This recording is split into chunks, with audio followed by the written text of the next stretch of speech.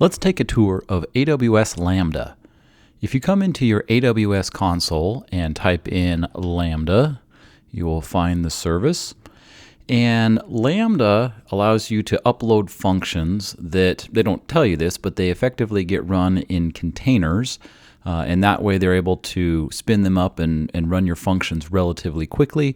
And they're going to scale your functions for you as big as you want. You only pay by usage, and this gets you out of the situation where you're paying 24 hours a day, 7 days a week for running some server, running some software that maybe doesn't get used a lot of the time. And in terms of the use cases, there are lots of different things. Like this could be the back end for a microservice. You could use it to help facilitate some type of API. You can use it to do things like processing large batches of images or doing something related to analytics. So there's a lot of different things.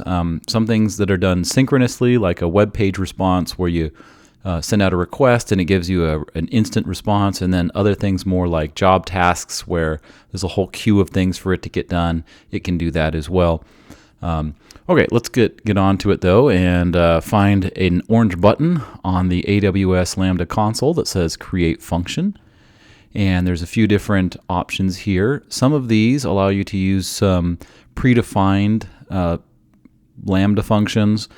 So in particular, if you're going to integrate with an existing service like DynamoDB or RDS or something like that in the back end, there are some pre-built ones that have stubs of the code that you need in there, which is really nice.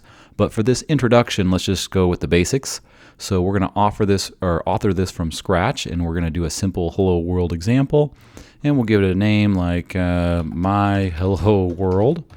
And so we need to give it a name. Secondly, we need to select what type of programming language we're going to use with this, and there's different versions of the programming languages that are listed here.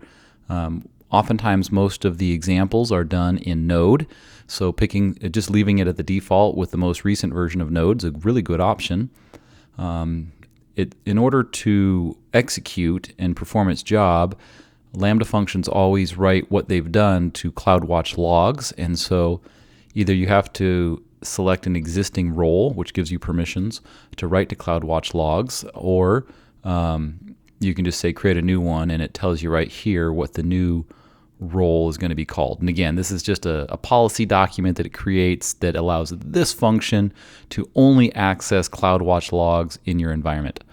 There's a couple other fun things you can enable here, and so I'm going to go ahead and leave that as its default. Now down here, this is a relatively newer function, and this right here is enable function URL. This basically makes it so that you can have an API be available for this function right out of the box. So let's go ahead and not have any authorization, so it's available to access through the whole world or from the whole world, and then it's going to generate this URL right at the end of this creation process. All right, so again, this is going to create basically a hello world app, and we'll see the code in just a second, and it's going to give us a URL to interact with that. And I won't change anything else, and I'll click Create Function.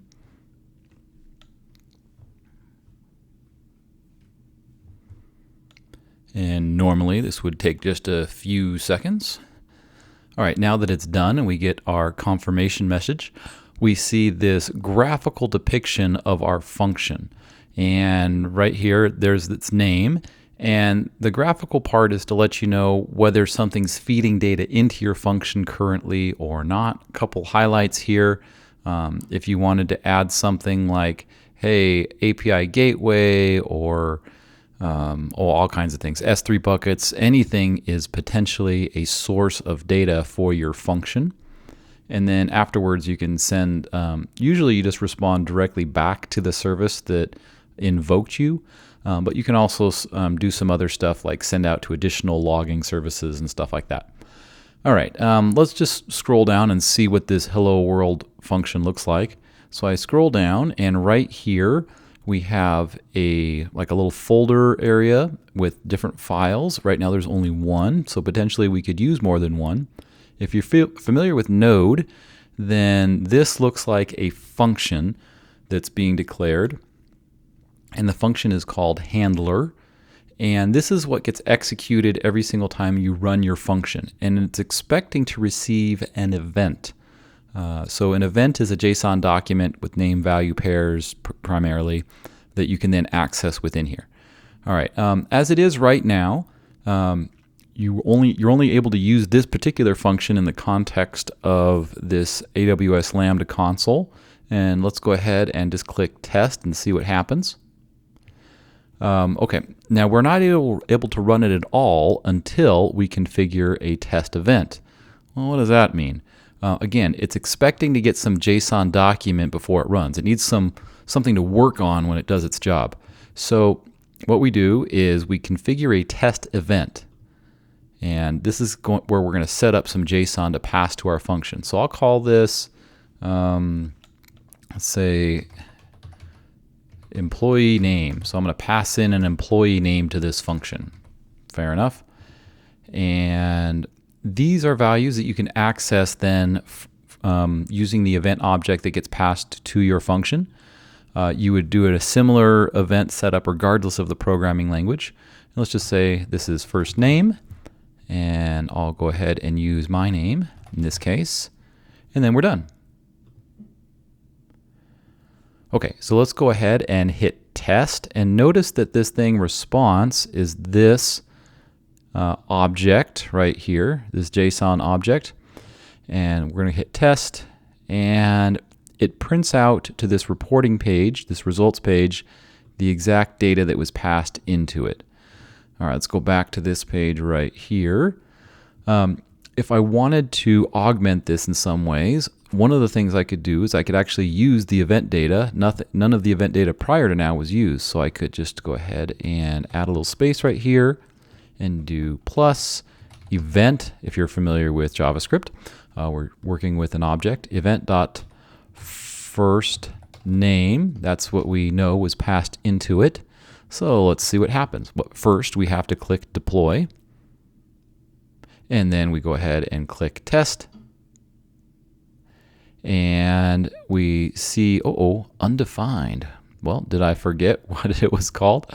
Let's try this again. Let me go look at my my test event, and it should be that. Let me just copy it to make sure I didn't spell anything wrong. Come back to this.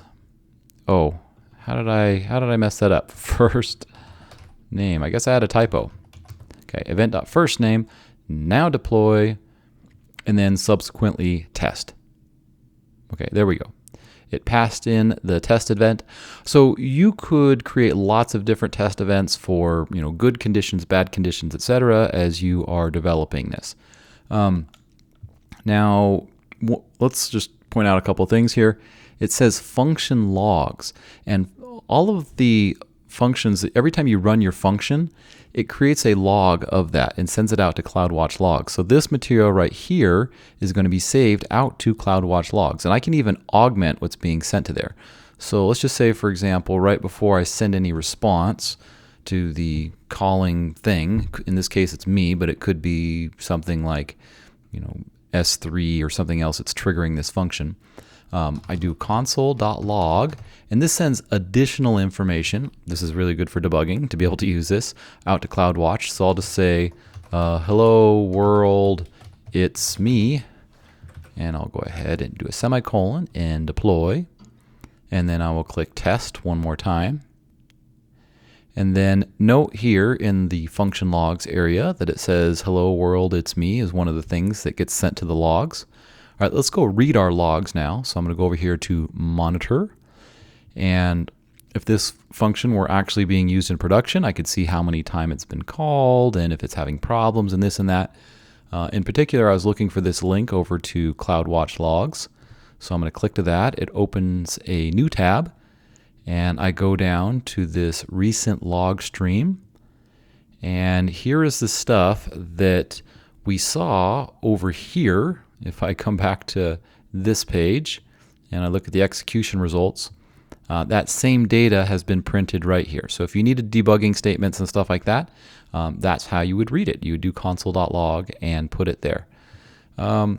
Just maybe some other comments about this real quick. This handler function is the function that gets executed every time you trigger it. But you can add in all kinds of other code. You can add in other libraries over here. You can add code outside of this particular function. So I guess I don't need to do anything right now, but you could put something there if you wanted to. And let me just go ahead and do some dynamic programming right here.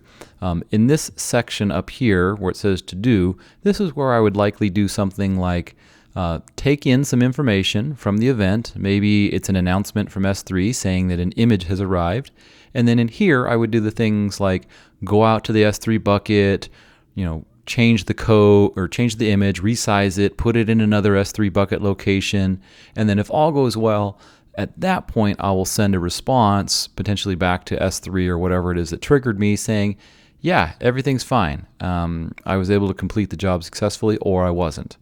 So we don't necessarily return the image directly or whatever it is. We typically just modify our databases or modify our file stores up here and then return a success or not success response. Okay, just as an example of how we could do things outside of that area right there. Let's go ahead and do a random number. So we'll say let my random num equal, we'll just do a typical JavaScript function, math.random. And then I'm going to take this variable and I'm going to replace this event right here. Oops, that copy paste did not work according to plan. So I paste, deploy my change, and I test it one more time.